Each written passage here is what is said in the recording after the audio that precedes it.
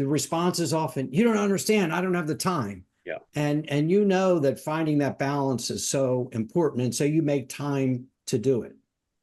Well, everything we do is a choice, and you really have to boil it back to I chose to do X and Y happened. And I had a conversation with an associate today. We went to lunch and had a mentoring lunch, and every day I choose to show up at this job is a choice. Every person I choose to engage is a choice. And so at some point I need to choose to engage me. And I don't think that's hard. I don't think we're well equipped, and I certainly law school does not equip us to put ourselves over the needs of others.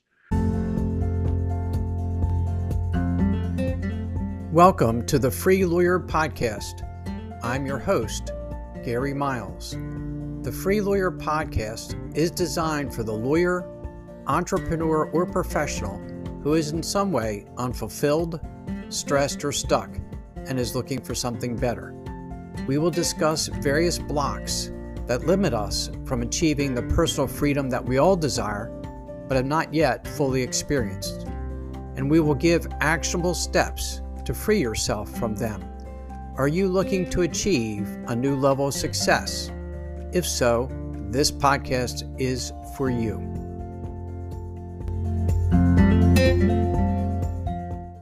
Hey, everybody. Welcome to today's episode of The Free Lawyer. And man, what a great guest I have for you. I pulled a big one in here. I have Ivy Cadle with us today. Ivy is not only heavy hitter in the firm of Baker & Donelson. He's the managing shareholder of the Atlanta office with 70 or so attorneys. He's also the president of the Georgia Bar Association. So Ivy has a lot on his plate, a lot of experience, and a lot he'd like to share. So Ivy, how you doing today? I'm great. Thank you, Gary. I'm glad to be here. Well, thank you so much for joining us. I know how busy you are with all the hats you're wearing and how little time you have. So I appreciate your sharing your time with us. Ivy, tell me a little bit about your journey in law and what got you to where you are today. Well, I would say what got me where I am today is the hard work ethic that I learned growing up in rural Georgia in a small town called Swainsboro. My academic path to the law was a circuitous one at best. Growing up in a small town, my father took me to the courthouse to learn to check titles. And at 15 years old, you could still smoke in the courthouse at that time, and mold wasn't known as a big thing. And so I really couldn't understand how anybody wanted to stand in some moldy room looking at books all day. So I tried out medicine and drove an ambulance and went to the University of Georgia and got a biology degree, but just kind of fell out of love with that idea, and then figured out I could get extra 2 years at the University of Georgia by getting a master's degree in accounting.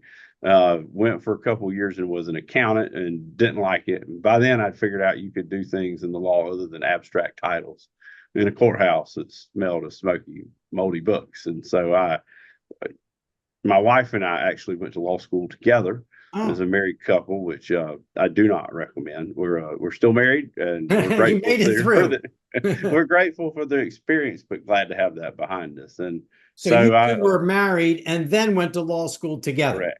Yeah, we were married for 2 years. I was an auditor, and she was a television producer at Georgia Public Television's legislative show.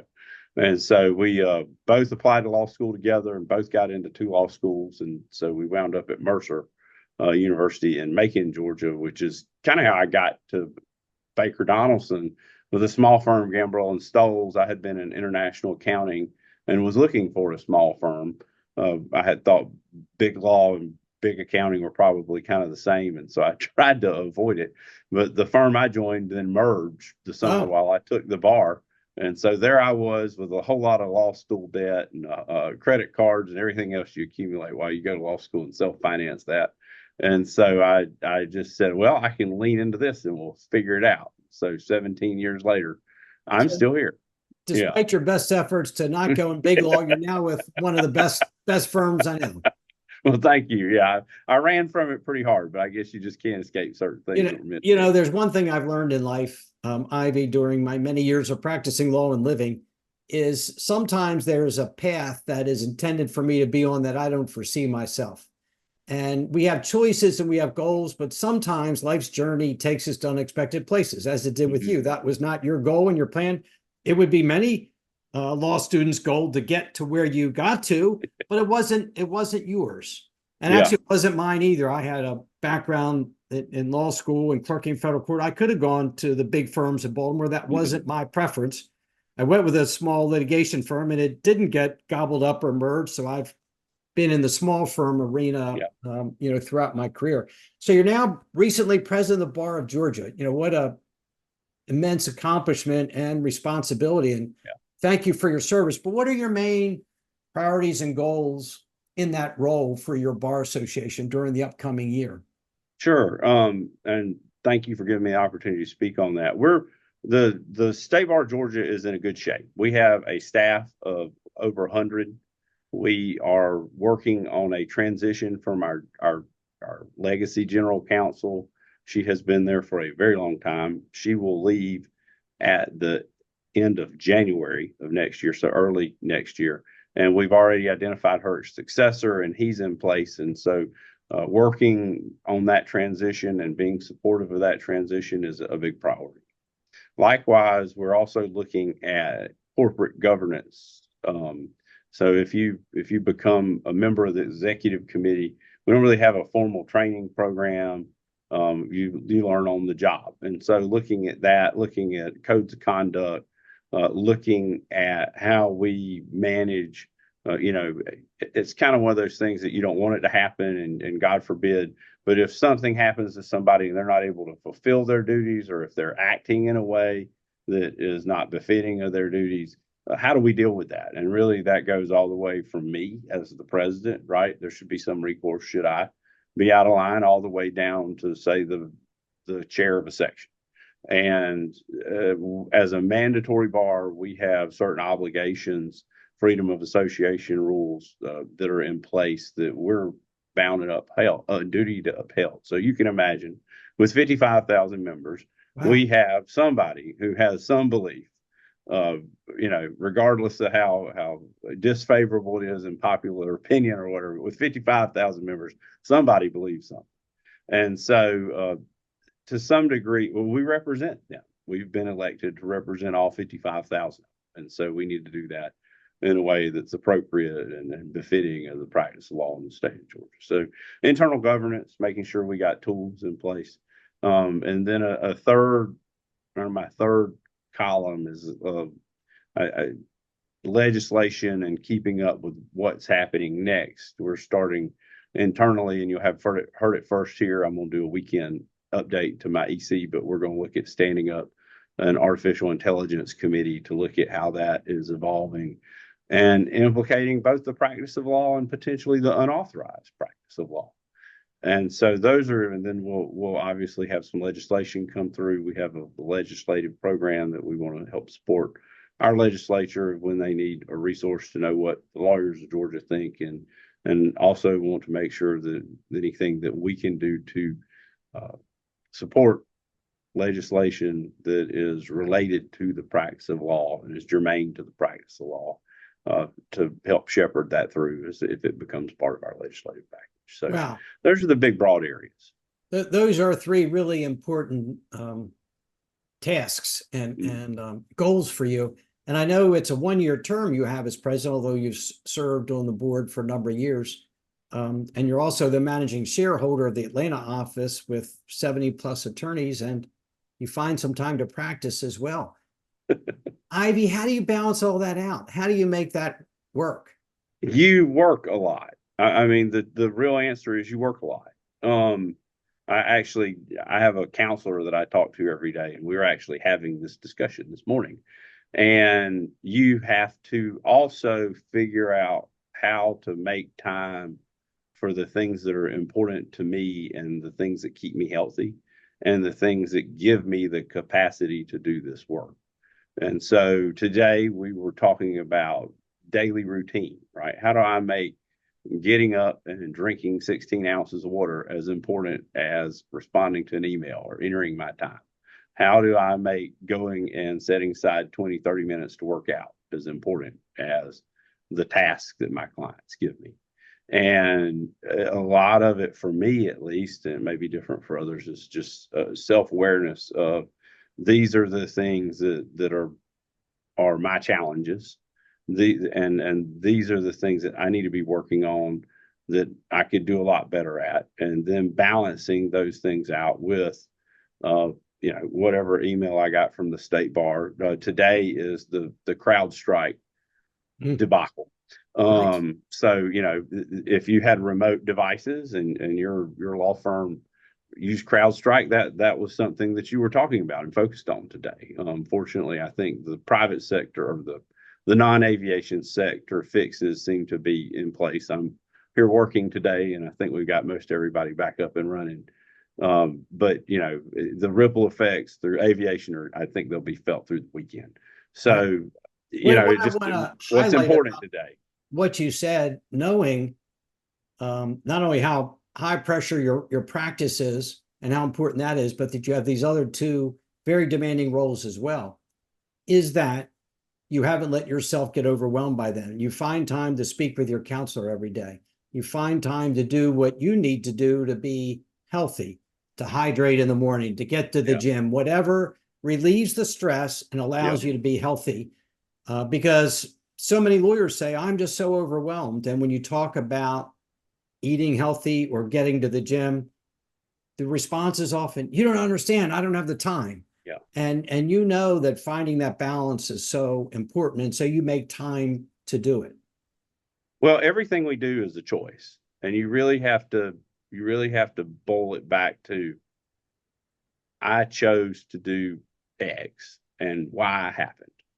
And I had a conversation with an associate today. We went to lunch and had a mentoring lunch, and every day I choose to show up at this job is a choice. Every person I choose to engage is a choice.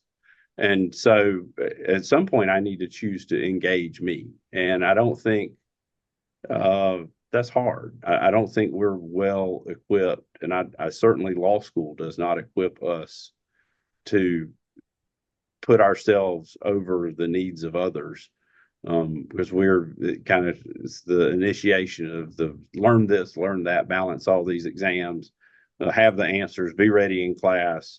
And so you really have to have had an opportunity to step back at some point and say, okay, I'm doing all these things, and how is that serving me? And I guess fortunately I come from a kind of a contrarian family. And so we're not afraid to figure out, how is this serving me? And I've had a bunch of really good influences in my life who've helped me get where I am and digest that, I guess I would hope, better than average. Well, I think that's so important, and it may be contrarian, but it's actually the right way to be. And maybe it's the minority, but we have to put ourselves first. We have to make ourselves our most important client. If we don't take care of ourselves, we don't have enough to take care of those around us. It's kind of like entering time. I do billable work, right? And if I don't bill it, it literally for the firm didn't happen. And so I made somebody not yell at me for a minute, or maybe I made them happy. But if you don't take the time to do the little bit of blocking, or if you don't put something in the file, right, and you can't find the letter that you wrote preserving your client's right, the letter never happened. And so I like in taking care of myself to kind of some of the basic blocking and tackling that we do in a law practice. Is not the glamorous stuff, and it's not terribly fun, but it is critically important to what does next year look like. Right. Cody Shewan was a guest of this podcast. He wrote a great book that was a bestseller. I think it's called Our Living Legacy. But he talks about, we often talk about the glass half full, the glass half empty. And he said, that's really not the right description. Your glass has to be overflowing. It's the overflow that's the energy and passion you have for other people. And I think that's really a good analogy. And if we let our glass go dry, we don't have anything left to give to others. And I think what you said about time is so important too. We often use time as something we're a victim of. We don't have enough of it. If I had more time, Ivy, I'd like to help you, but I don't have time. I mean, how often do we hear that? But the reality is, just like you said, we have 24 hours. Everybody has the same 24 hours. It's a gift. It's our gift. We can choose to use it however we want to use it. We could choose to work 18 hours if we want to, or we could find time for ourselves to talk to our counselor, get exercise, to eat well. So I think that's really a good philosophy. I know you talked about having a mentoring lunch today, and I think that's so important as well. Tell me what you do with respect to mentoring others, and what your firm does, and why you think that's helpful or important. Yeah, we have mentoring on multiple levels, and we're actually looking at mentoring and now to see how we could do it in a better way than just simply saying, "Hey, you two people are mentor mentee, have a great day." One of my colleagues is looking at that now, and so we're even trying to figure out how to further evolve it. Um, the For me, I enjoy mentoring people because I really go back. It's almost a time capsule. You get in a lot of ways to go back and see yourself uh, as you were when you were a third year associate, a fourth year associate, a new shareholder, whatever I'm whoever I'm talking to. I typically see a lot of myself in that person, and I think it's a great opportunity to say, hey, I had the same problem that you are having today, and to say, here are some things that work for me. Maybe they won't work for you, maybe they will. And so I enjoy that problem solving and camaraderie building aspect of working with people who are at a different part of their career than I am. And really trying to say, hey, if I can help you, I'm happy to help you. Sometimes I'm just a sounding board, right? It's like, this sucks, and yep, it does. And some things we just have to persevere through in life, and they will change if we wait long enough. They will change. Well, that, And that's such an important thing that you do. yeah, And with everything else, how do you have time to help and serve the younger attorneys in your firm? But you find just time go do the because next thing. Yeah, it's yeah, important. And I know so many younger lawyers feel like they don't have anyone they can talk to who they can yeah, trust. They're very hesitant to go to a partner in their firm and say, I'm struggling with this, or I'm confused, yeah, or I'm having a hard time here, because they don't want to be judged. yeah. And I think that you do that is really a wonderful thing.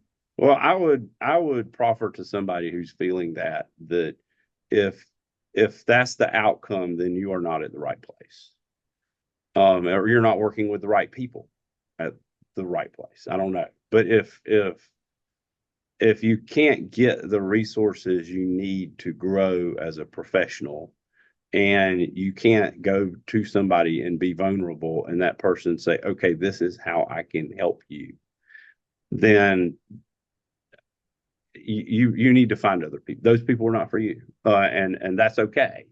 And in order to, I often tell people, this is a marathon, it's not a sprint. The arc of a legal career is a long one. And Tell me about so, it. yeah, right. Yeah. So I'm not that far in, but I've at least figured that out. And so what you do today and how it impacts your tomorrow, uh, I guess as long as you're not endangering yourself, really matters a lot less than what you do today and how it impacts your 5 years. And so I think the secret and what I've done really over the past 5 or 6 years in my career, once I kind of got through the long slog of young associate and young partner, is really try and put more things on my plate that I enjoy and put less things off of my plate that I don't care. That And makes so but doing the work and positioning myself and thinking about how's this going to impact me in 5 years, I think has really enabled me to make those strides. Ivy, what advice would you give to young lawyers who are looking to be successful partners, litigators, trial attorneys, whatever their field is? Show up. I think I have a lot of young lawyers who Yeah. listen to this, and if you had some words of wisdom for them from your position, what would that be? Show up. Figure out how to show up.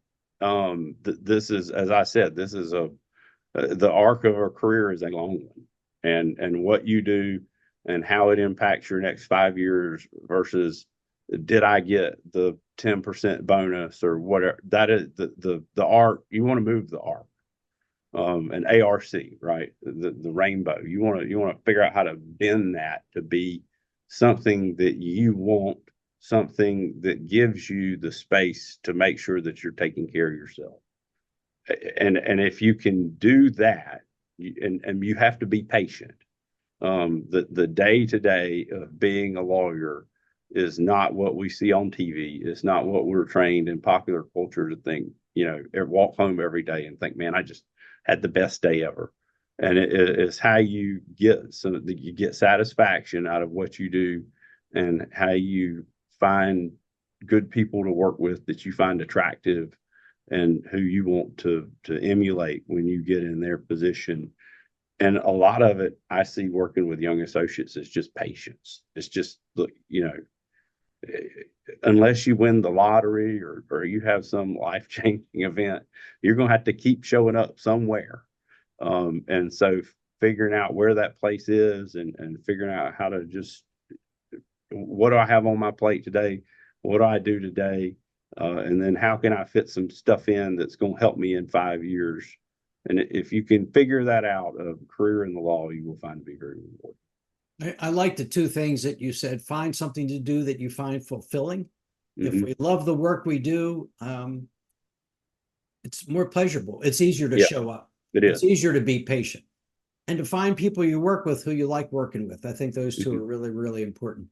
You have a lot of contact with a lot of different lawyers of different ages, both through your practice, through your management, mentoring, and being in the bar association.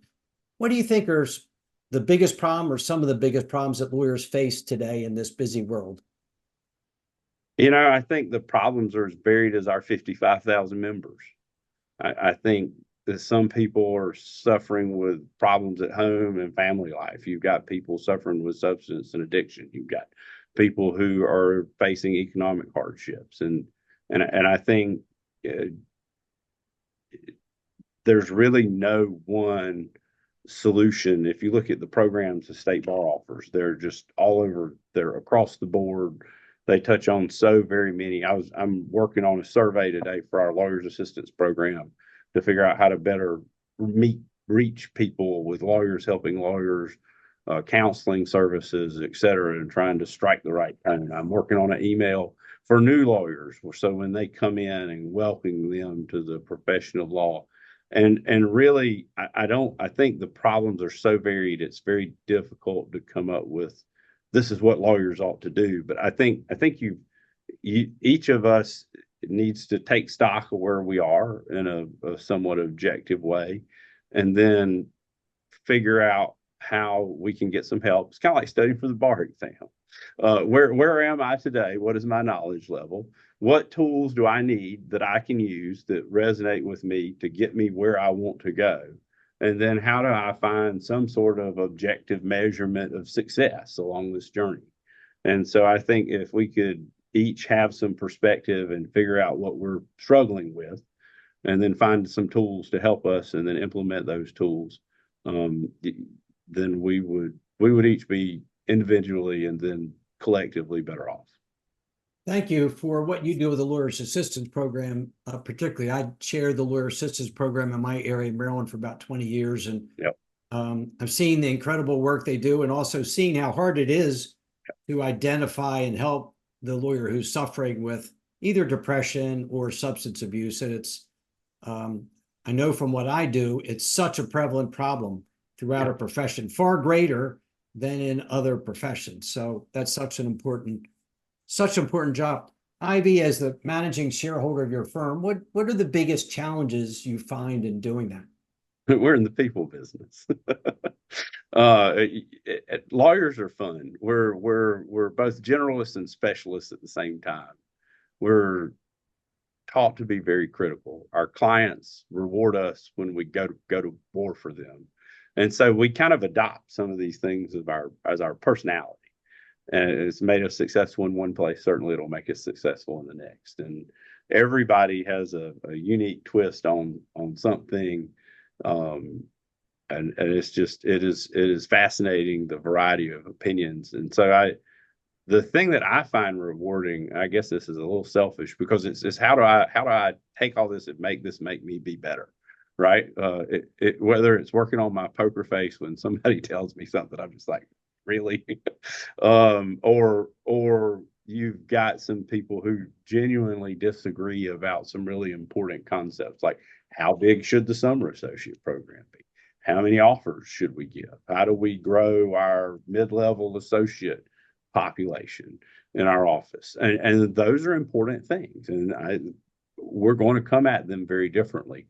And so the thing that I enjoy that I think makes me a better lawyer and better person is how do I take all this information and take these people and their different views and help create a process, engage with them and work with them so that maybe we don't find the perfect solution, but we at least find a solution to try right now, knowing that maybe we'll have to pivot one day. But I think that's the kind of sausage making that I find that pushes me to be better. Sometimes it's rewarding and sometimes it's less so. I like what you're saying about looking about how you can get better, because throughout our life we can always learn and grow. And my experience is that the things that are my greatest successes are usually the things I learned the least from them. You know, if my college football team beats University of Georgia by 6 touchdowns, not that that would ever happen, I didn't learn much from that. Right. But when I lose the game on a last second field goal, there are probably some breakdowns that I need to fix for next time. And I know when we face those challenges, those obstacles, those difficult times, that's usually where we can really learn something that will allow us to be better, you know, next time. Absolutely. Yeah. It's failure or near failure is going to sear into you a lesson where, and it's funny you bring up that analogy because I was in Los Angeles at the Georgia TCU game, and it was a lovely and delightful victory lap. We learned nothing. So, you know, but to your point, it was the victory over Ohio State where their kicker missed a field goal and allowed us to win, and we got out by the skin of our teeth. That you can go back and look and say, here's a lesson, here's a lesson, here's a lesson, here's a lesson. And so those things and doing that postmortem, and you got to do that postmortem in a way that's objective and focuses on moving the ball, not casting blame, I think is super, super helpful. And it's what makes us get better as a law firm and get better as people. Yeah. Can you tell us about some case, some negotiation, some matter you handled that you feel was really impactful for you in your career? We have a case that I was the associate and then I guess senior associate on. Tried this thing 3 times, and we tried it in a very rural county. And I like to say I've spent more time in jury trial in this little bitty county than most people have spent in jury trials ever. And it was like started at a week, then it went to 2 weeks, then it went to 3 weeks. We had 2 missed trials. We ended for us with a hung jury, then we got out of it, and somebody else tried it 2 more times. I mean, it involved a specific mineral deposit, and it was just, and the first time we tried it, I had a coworker who was out on leave, and so we did this with one of the more complex trials we've ever done. And we were shorthanded. It's just a clinic, and maybe that could have gone better, or maybe we could have looked at that differently for every time. And I mean, there's just so many. My favorite lesson is this small town had, in my mind, 2 restaurants. It had what we call a meat and 3 down here, which is just your small Southern diner, and they had a Subway. And my legal assistant got tired of eating Subway because we'd kind of turned to that because that was at least the healthier choice. And she said, surely there's something else to eat in this town. Well, that was when I learned that there was, in fact, a third option, because the gas station pizza made an entrance. And you want to talk about town. Right. Those are your 3 choices. The gas station, Subway, and the one diner. The meat 3, yeah. So there were 2 lessons there. One is if you've ever eaten gas station pizza for lunch every day for a week, you will feel the effects of not taking care of yourself. I'll bet you will. It really And is two is be fascinating. I careful. did I was Yeah, a trial lawyer for 45 years. And, yeah. the difference between trying a case in, say, Atlanta and Hmm. trying a case in that small rural county, it's like a whole different, Yeah. it's like a whole different world. It's the same Hmm. business. It's the same rules, cases. It's a whole different experience trying one in a county like Yeah. that versus maybe in an urban area like Atlanta. Well, and the second lesson was be careful what options you ask for. You might get gas station pizza. Well, next time you're there, you got to find number 4. Yeah, yeah. I don't Maybe know if that'll those have three come up by choices now. were enough. Yeah. What personal, you talked a little bit about your routine. What personal habits or routines for you really contribute to your success as a lawyer, as a leader, which you obviously are, as a person, as a spouse?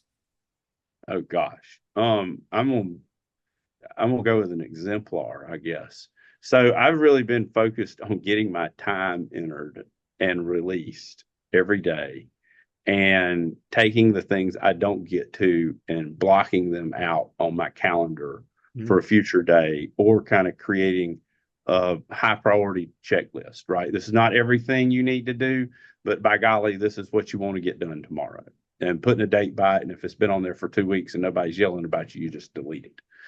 And so that I have found, while it takes me later into the evening to complete, has made me focused on finding new tools. So we've just got a new kind of AI tool that comes into your Outlook that I learned about just before this, that will generate a time. It tries to generate a time entry. I'm sure it'll get better. But generate, so being doing that lets me leave yesterday in the past and then refocus on, okay, what do I have to do today? And uh, really staying on my calendar. When I say yes and put something on my calendar, I have said no to something else, right? It's rough when you have said yes to go speak to somebody and your buddy says, hey man, I've got tickets in my box to go see some concert. Do you want to come? But that's, when you say yes to something, you say no to something you don't know about. And so really focusing on, I think this gets back to what I said earlier, is really focusing on the blocking and tackling, especially for me in this super busy season, is what I think will carry me through this and on to whatever's next for me. I really like And it what you helps me create time for my family. Like if I'm with my wife, like let's put our phones down. And I know that I've created that space. I know that I don't have anything on my calendar until 9 o'clock the next morning. I know that I have been through my emails, and we can talk about whatever's going on. And when you're with her, you're good about being focused on her and not let your mind wander to an issue in the firm or a Georgia Yeah. Bar Association topic or whatever. You try to, yeah. That's great. We're both lawyers, so there's some shop talk going on. But that's work for us, because it lets us kind of engage on the things that are already on our mind, and doesn't force it, lets us keep from compartmentalizing as much. I really love what you said about prioritizing and time blocking on your calendar. So many lawyers struggle with procrastination, putting off the one thing they don't want to get done. And if you put it on your calendar and make a vow to do it, and you can turn your phone off for an hour. If you call your Yep. client back at 10 o'clock and you work on it from 9 to 10, they aren't going to be mad, and not look at the darn email, and put your phone in the drawer and focus and get that done. Because so many times when we put something off, we just feel worse because we put it off, and then it's harder to do it. And it becomes a cycle that's very unproductive and very unhealthy. So that's a really great habit. And I would, to add log on to that fire, I have no reminders going off in my office whatsoever right now. There's no computer thing coming on. I've turned it all off. I can't deal with it. I don't think most humans can. We're not built for the level of stimulation that modern devices offer us. And so, like, my phone is turned over. My email is not. I'm sitting in front of 3 screens right now. But if you want to do great work, you can't do great work and respond to everybody on the face of the earth at the same time. You've got to pick them. Right. And you got to focus on that task to the exclusion of others. And you can Yep. answer that email from that nasty attorney later. Right. You can return the call to the client or the other lawyer later, and you can focus what you're doing and get it done. It is hard. And I learned to practice all in a simpler time where we not only didn't have cell phones, we didn't have computers. And, Yep. we had phones, and that was about it. And I would send you a letter in a mail, or I'd call you on the phone. Those were our choices. But now with texting, can become so intrusive if we really don't work on setting that boundary. Ivy, as you look ahead, what goals or projects are you most excited about, anticipating the most professionally or personally?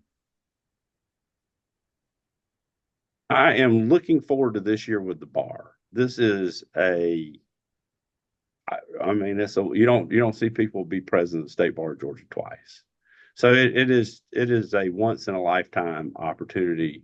It's amazing how many people will call you back, and the duty that you have to be in touch with others. And so my goal for the upcoming year through June of next year, when I pass the gavel, is really to take advantage of everything that has to offer while taking care of my clients and my obligations to my law firm. But if there's something I can go to, then I am going to go. We had the Georgia Council of Courts had a legislative committee meeting yesterday, and so I showed up. The Judicial Center. I had the opportunity to talk with a couple with our two Supreme Court liaisons before, and and see people that I know and see people that I'm excited to know. And so that really, while fulfilling my duties to everybody else, I think that is what I'm most excited about for this upcoming year. I'm grateful that we have a staff of over 100. They do the blocking and tackling. We have an excellent executive director. I have people that write things for me, put together magazine, all that stuff. And so it gives me the opportunity to exercise some executive function, but to really be involved in something that's neat and something that once you're done, once you're immediate past presidents, you pass the gavel and it's on to the next human. And so I think that's fun for this upcoming year. I'm also looking forward to the work we're doing with the firm to recruit laterals. I think that's fun. Over time, enough laterals kind of change the culture of a place. And so it's incredibly important work. I'm excited about trying to play more golf. If you look at my series of meetings, my theme of my meetings, each place has a golf course pretty much. So that's how I get out and enjoy some sort of physical skill, other than, getting on a treadmill or electrical and pounding out some cardio. And so those are kind of the things they're top of mind right now for me. Well, that's great. And I think you may know I live in Pinehurst, North Carolina, and moved here for the golf. And Yep. if you ever find your way in this area, let me know. Well, I've got a little airplane and we'll travel. So awesome. I'm on your doorstep. Yeah. Haven't lived in the Baltimore area. Flight for me. So yeah, haven't lived in the Baltimore area. This is just like God's piece of heaven here. People are so nice, and I'm sure they are where you live as well.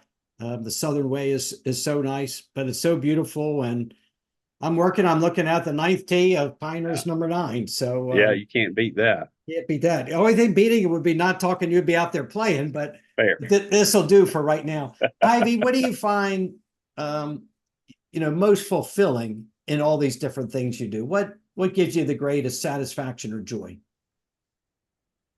The relationships I have built over my 20-year professional career, if you will, have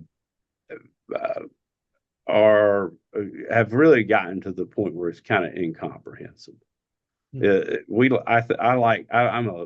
think I'm a fairly linear thinker, and it's hard for me to really think on exponential terms. But the opportunities I've had to be present for the lawyers of Georgia, to teach my accounting for lawyers law school class, to connect with people like you on LinkedIn is is explosive. I mean, it is something, again, the human mind just has a hard time really contemplating. And when you sit down and you start to think about it, when I was sworn into the bar, I had people there from undergrad. I had friends that met as orientation leaders with my wife. I had friends who were my best friends, literally growing lifelong friends. I had members of my law firm. I had people I met through the bar. I mean, it's just if you can't think about that and get some goosebumps and chill bumps, whatever, and not be just really grateful for the number of people who have touched my life, and both who I hope I've had an opportunity to have a positive impact on them. That's just so super meaningful to me that I don't really have the words to adequately express it.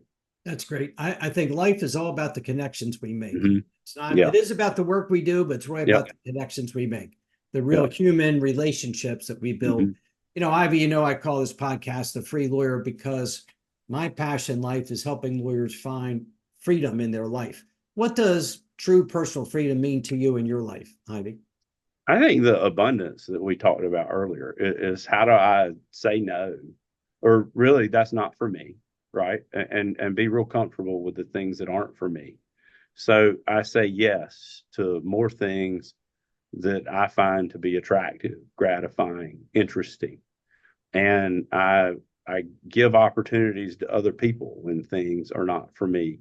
There are things that younger lawyers, people are in all different stages of life, and so different people are in different phases and have different opportunities. And so I think if you want to be a free lawyer, you really find ways to set yourself free of the things that you don't find attractive, and you find space for the things that make you, that bend the arc for your 5 year, what's going to make me better in 5 years, and they are rewarding in the moment.